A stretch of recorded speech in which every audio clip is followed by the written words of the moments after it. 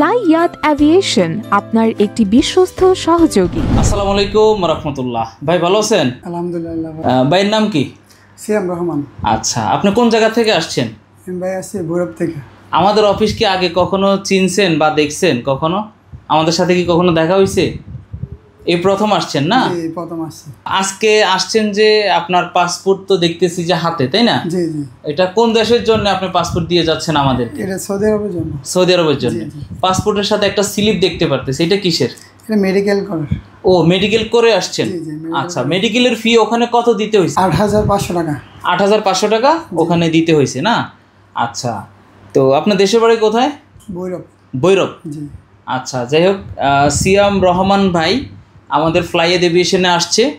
উনি সৌদি আরবের জন্য মেডিকেল দিয়ে এবং পাসপোর্ট, মেডিকেলের স্লিপটি আমাদের অফিসে জমা দিয়ে যাচ্ছে। এটার সাথে আর কোনো ডকুমেন্টস দিছেন বা পুলিশ ক্লিয়ারেন্স বা ছবি? পুলিশ ক্লিয়ারেন্স আছে আর ছবি। আচ্ছা, পুলিশ ক্লিয়ারেন্সটা দিছেন না?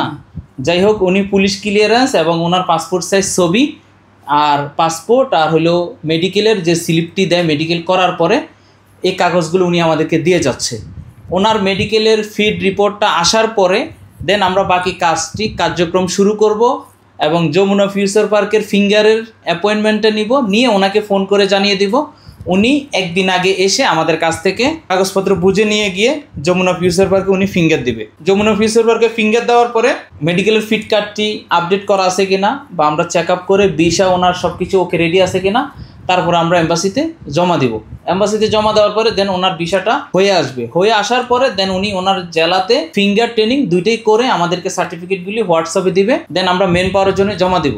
মেন পাওয়ার হয়ে গেলে দেন ওনার টিকিট কনফার্ম করে ওনাকে আমরা ফ্লাইট করিয়ে দিব। সিয়াম রহমান ভাইয়ের জন্য শুভ কামনা রইল। উনি কখনো আমাদের অফিসে আসেন, এই প্রথম আসছে।